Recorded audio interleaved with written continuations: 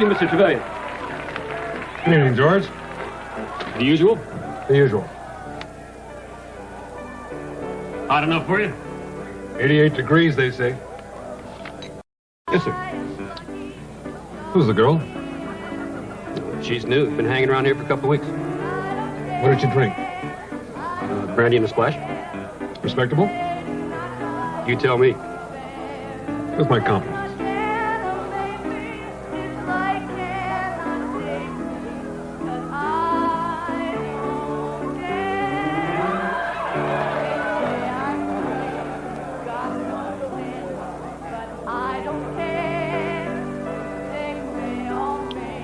Holy crow, it's Maddie.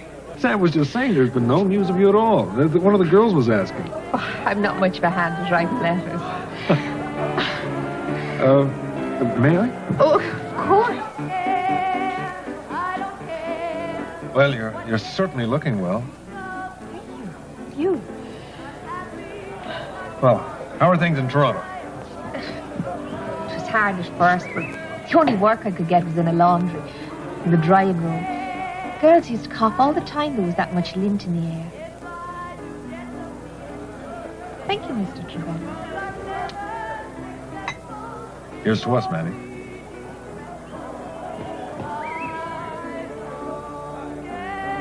So, what are you doing now? Bit of dressmaking. In a factory? No, I put aside a little every week and bought myself a sewing machine.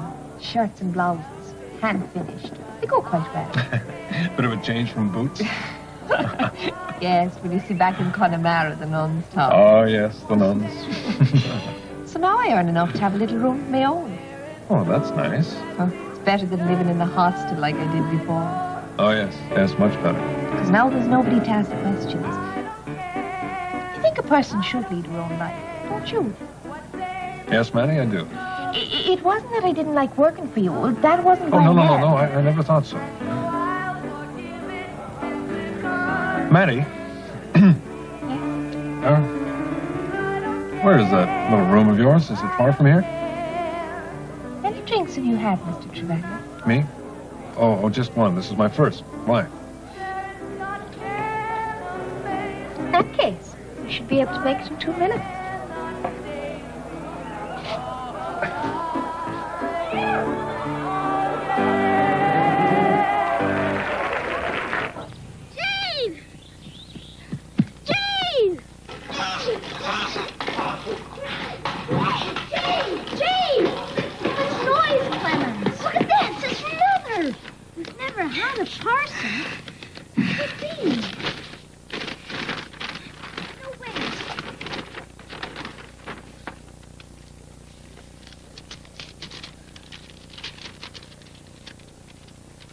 Dearest Jane and Clement, I don't want to raise your hopes on Julie, but I have better news than last time I wrote. She has?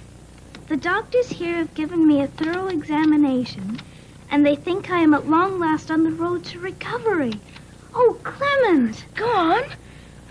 At any rate, I certainly feel stronger. After all these months of enforced idleness, I am at last able to do something. It's not much because I still tire easily, but anyway, my dearest children, here are the first fruits of my labors, with all my love to you.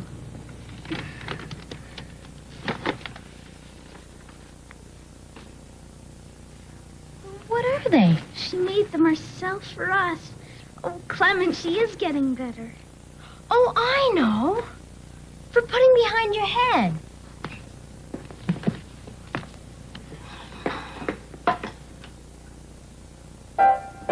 I wonder if Jonathan will remember her. We'll teach him something he can say to her. That's a good idea.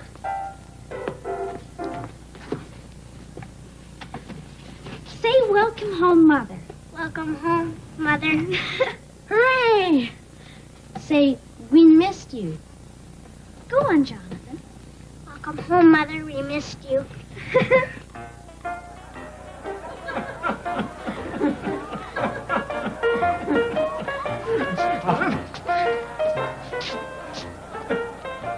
And would you believe it, Maddie? After all that, the fella turns to me and says, The deal's off. I can buy it cheaper in Detroit. Oh, that's terrible. The nerve. So the whole day was wasted. Are you sure you want to hear about all this? Yes, Johnny, I do. It's interesting. Well, you don't have to pretend, my darling. Honest. I like to hear what you've been doing. Well, anyone else would be bored to death. Anyone's not me. That's true. You're special. And that's why, deal or no deal, I got this little keepsake for you. Johnny, you shouldn't. What is it? It's a black diamond from Alaska. What's the matter? You don't like it? It's lovely. It's just, well, where I come from, black is for funerals. Is it really a diamond, though? Well, no, not exactly. It's just what they call it. Then I'll take it. When a girl accepts real diamonds, the world will talk. Let it. I don't care. Oh, Johnny, you don't mean that. It's the drink talking. Haven't I told you 1,000 times that what I'd really like is for you to have me close beside you at all times? Yes. Get me a little place near where you live? Yes. No, Johnny, it wouldn't do. You're a stubborn girl, Maddie Brogan. Have another drink? I won't say no. Hey, George! We'll find the way we are. Anywhere near Tamarack, we'd be sure to bump into people. You know how it... Yes, sir, Mr. Trellion. Oh, the usual, George. Do you mind if I use your telephone? Help yourself. I have to tell the family I'll be late. Did someone die? Beg your pardon? I asked if someone died because that's a mourning ring. Black marquisite. It's a diamond from Alaska, none of your bloody business. So fetch me a brandy, will you? Certainly, madam. But before I do, I think there's something I should mention. What's that? The police. They were in here last night inquiring about a young woman named Maddie Brogan. Asked had she been embarrassing any of my customers. Well, the very thought, I said. Nonetheless, if I was you, I'd consider leaving town. Women's temperance, you know. They think that every bar is a den of dissipation.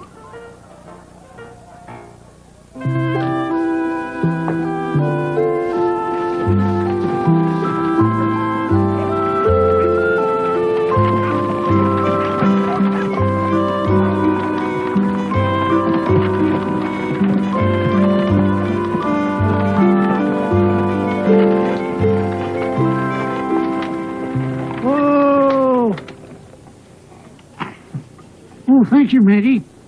It's nice to see you again. I hope you have a pleasant stay. Oh, I'm sure I shall. Well, don't stand there squinting, man. Get the lady's luggage.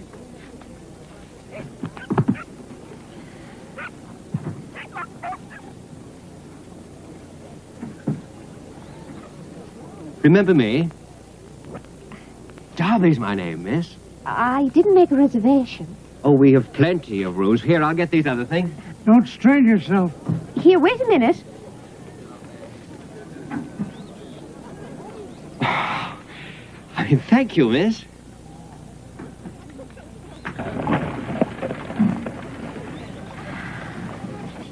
$43.31. No, counter seal will go in that column, remember? Here. Sheila? Maddie! Oh!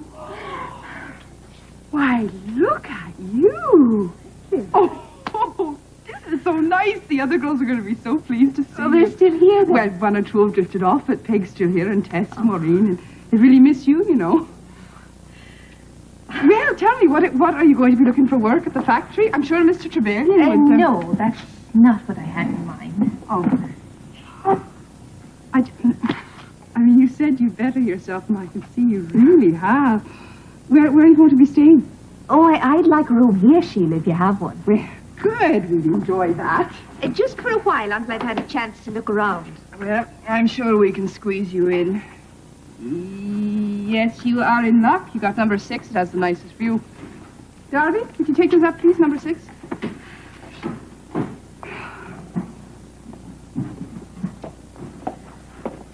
Well, He's a fine-looking fella now. Clement, you remember Maddie, don't you? There's no reason why you should. Bet he meets lots of girls, a good-looking fella like this one. Now, tell me all the news. Tamara? Oh. There's not much. Births, deaths, and marriages. That's about all that happens. Hatched, matched, and dispatched. Yeah. Oh, it's a quiet life, I know. Still, it's better than the city. Oh, you didn't like Toronto? Oh, I liked it well enough, and I could earn a good living sewing fancy items for the Rosedale ladies. They appreciate fine work. Must have been better than stitching uppers. Yes, but in a funny kind of way, I got homesick for this place. And a seamstress can find work anywhere. So you might stay there? I might and I might not. I'll have a look around, see what the prospects are. Now, I better go and unpack some things. Number 6, you said? Yes. Good to see you again, Sheila. And you too, sir. She's pretty, isn't she?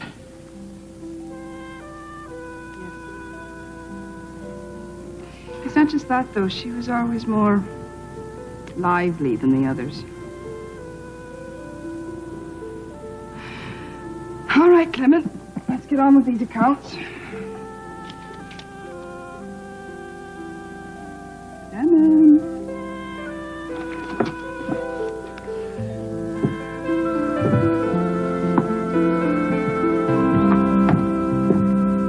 Yes, Mrs. Curtis, it's very nice.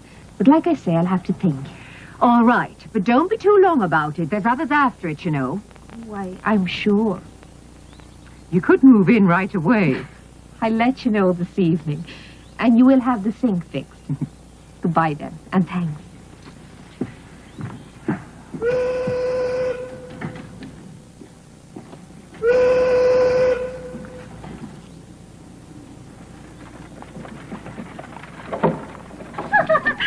I told him straight. I said, I don't believe you're a seafaring man at all. I think you just went behind ears.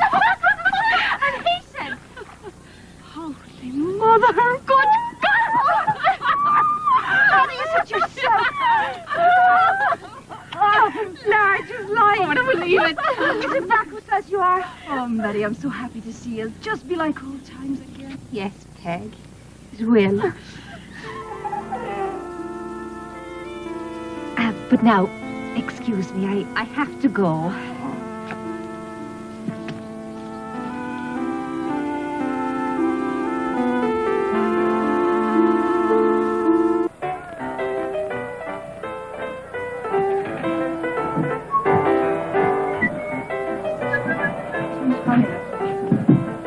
Don't mumble, woman. Out with it.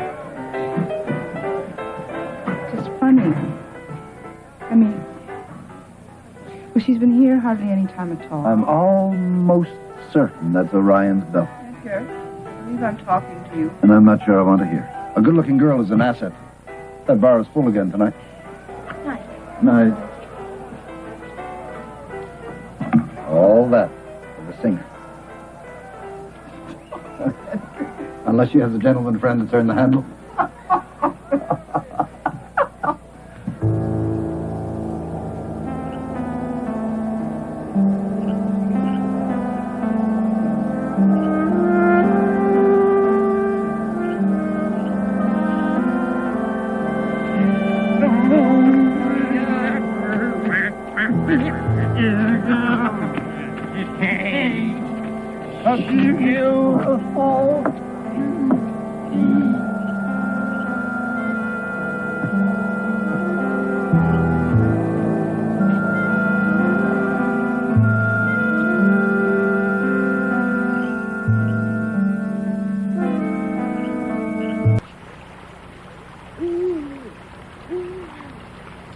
I leave school, I think I'll be a trapper.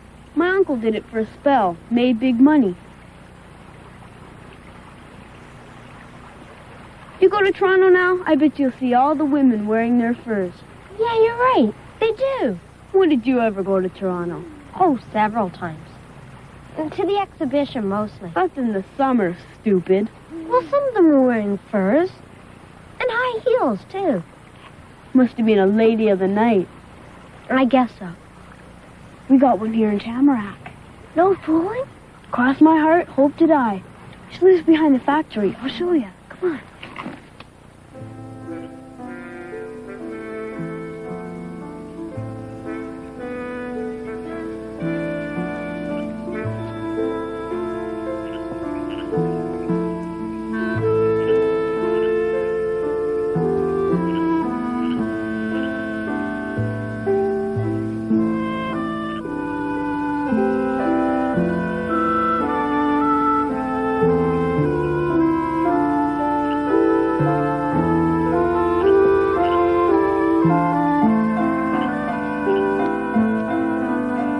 Money on me as it is. Well, what do you want then? Oh, once in a while I'd like to see the girls. Make some good times together. You know that's impossible, Maddie. Yes, I suppose it is. Isn't there anything else I can do to make you happy? Haven't given it too much thought, really. The only times that count are those when you're around.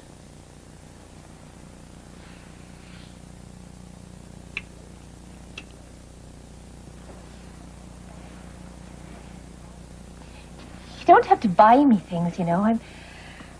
I'm quite content with what I've got. Pretty clothes and stuff. Right? What?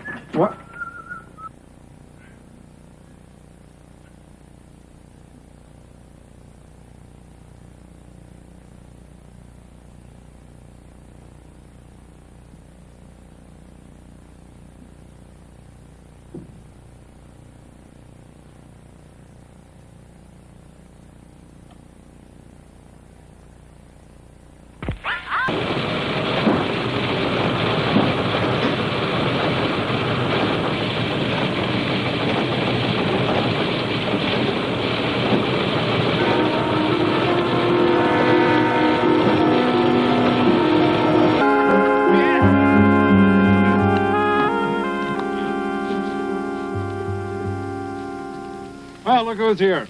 Good evening, Andrew. How's business? Fine, John. James, why don't you bring your friends in for a topper? No. I think I'll go straight home. Bit smoky in the bar. Come to think of it, out here, too.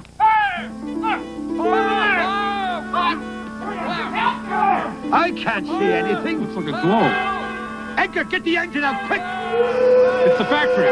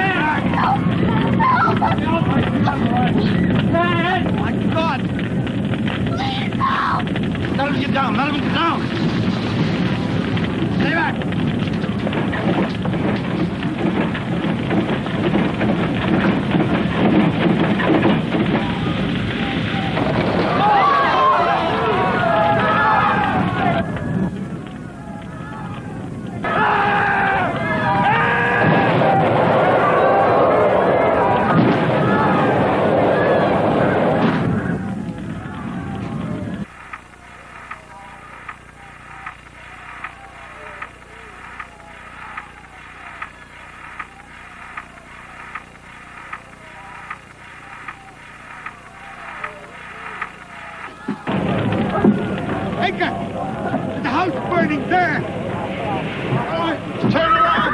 Be quick about it. Hey, stop. I'll hit you. We'll haul it to ourselves. We got the ladder. For God's sake, get those people out of here. Get closer.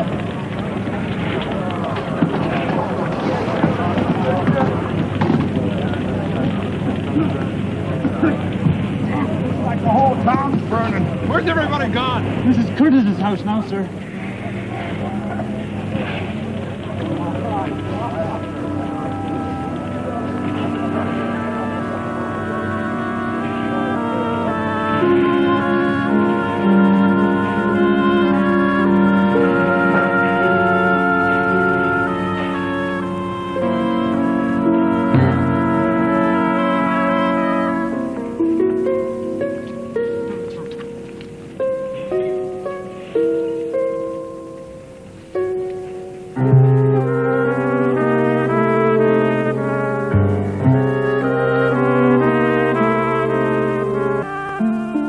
The alarm was given at 11:23 p.m.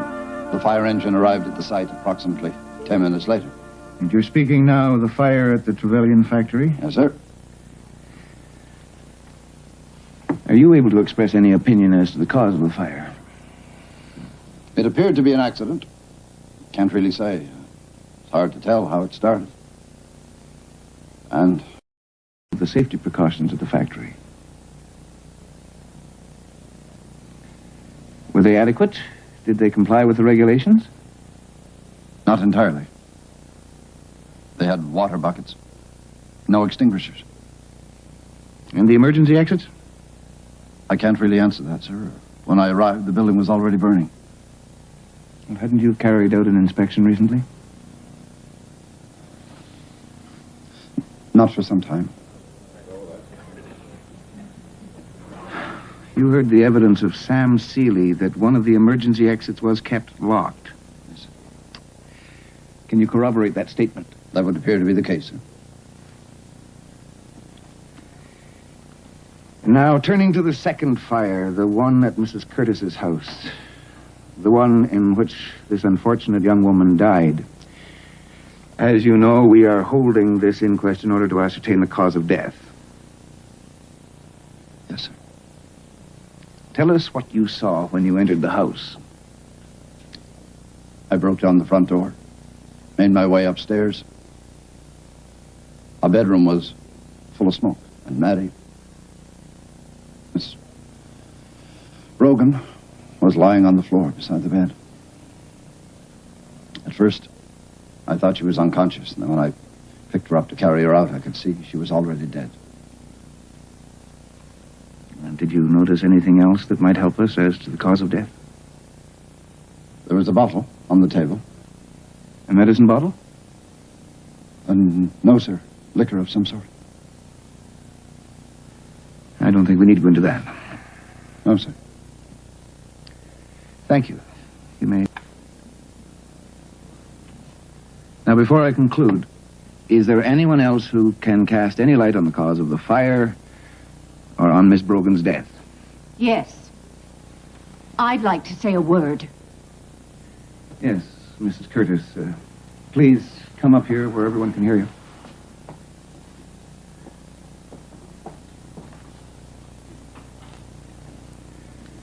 I believe you were the landlady of the deceased. I was more than that. She was like a daughter to me. And I don't like the way she's being talked about today. It isn't right. What do you object to in particular? He said there was a bottle on the table. Maybe there was. And maybe that poor girl was the loneliest girl I ever saw. And let me tell you, it wasn't from choice. Oh, she should have been out and about, a girl of that age. Not kept shut up in a room all day to be at his beck and call whenever he wanted her, and never let out besides. That's what made her drink. Mrs. Curtis, I'm sure we appreciate your efforts to defend the girl's character. What they did together is a matter for him and her and their maker. And I wouldn't cast a stone. I just wanted to see justice done and him taking some responsibility instead of washing his hands at the whole thing just because he was regular with the rent. Mrs. Curtis, who are you talking about? I don't understand you. I thought Miss Brogan was your tenant. That's right. But he paid the rent, Mr. Trellion.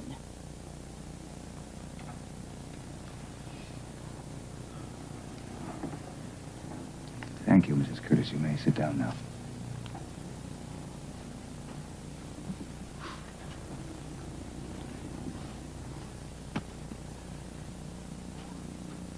Before concluding the inquest on the deceased Madeline Mary Brogan, there are one or two observations which, as coroner, I feel bound to make. No one who has listened to the evidence can deny that the fire precautions at the Trellion Boot and Shoe Company were inadequate. Indeed, I will go further and say that they amounted to a flagrant abuse of the regulations. No doubt some action will be taken on that score. It is tragic that a young girl had to die in order that these conditions might be brought to light. The door that was kept locked at all times. Any of the relatives of the deceased can be traced. I hope the sympathy of the court will be conveyed to them. And there is one other matter that I must mention. You have heard the evidence of Mrs. Curtis, the owner of the home.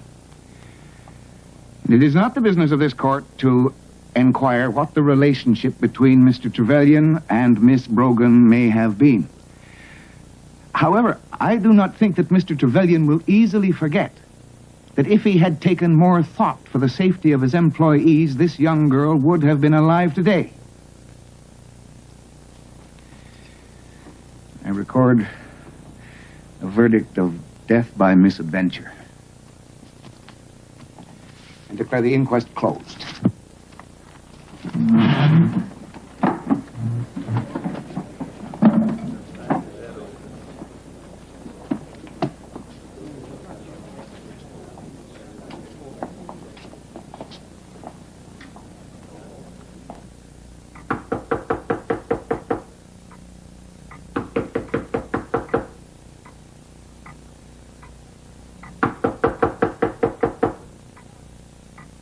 John! John! John! John! John!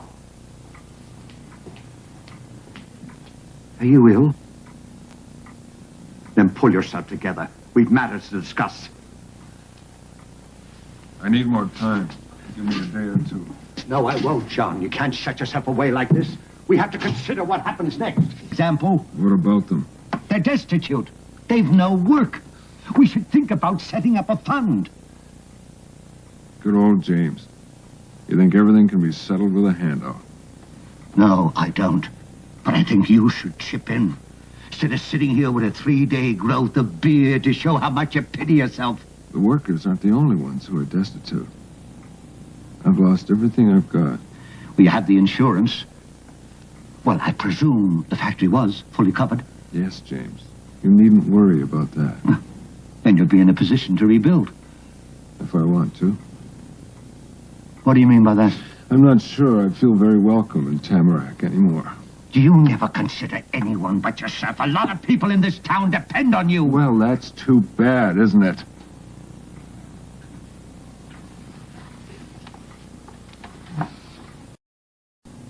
Saw the way people looked at me at the inquest? I don't want to bring children up in an atmosphere like that. It was your fault. You should face that fact. Make some attempt at restitution. At the very least, rebuild the factory. Won't cost you anything. It's my decision, James. If you pull out of Tamarack now, it won't be just the factory people who'll suffer. The whole economy will be affected. Farmers, shopkeepers, feed merchants. Aren't you forgetting someone, James? Who?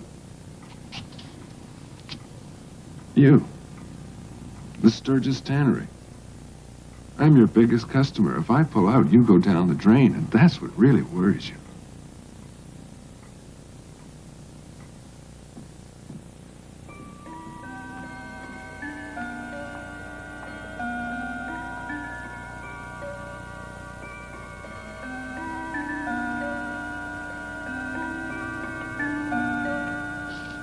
Hello, Father.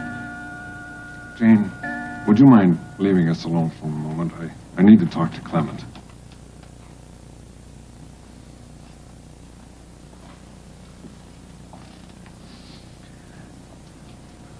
Clement? Yes, sir? I think it's time we had a talk. What about? Well, I can see you're upset. Is there anything I can do? It's too late, isn't it? I don't believe it's ever too late.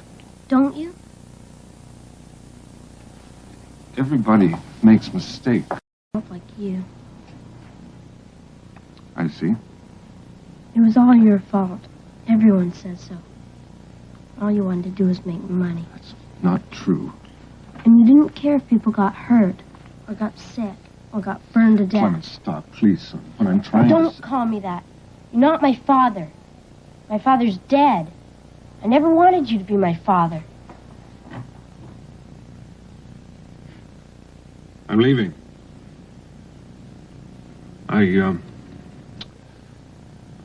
I can't take this anymore. Wait. People look at me. Even my own... I could start afresh. You know what they're like, Edgar. They never let me live it down. And let me tell you something. There isn't a man in this town who wouldn't have done the same thing, including you, Edgar. It hasn't been easy this past year with Clara in the sanatorium. I had temptations. Well, what are they...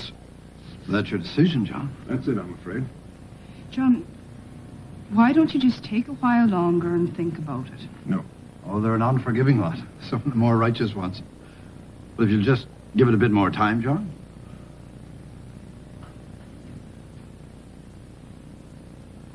All right. You're going to the States.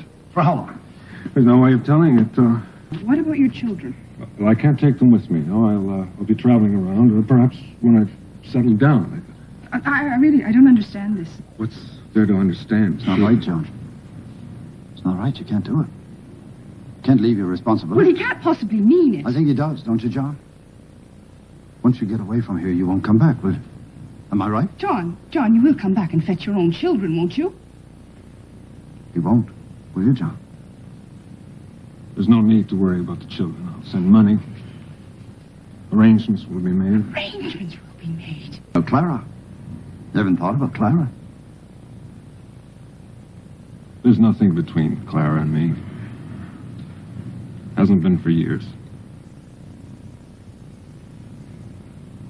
Goodbye, Sheila. Bye, Edgar.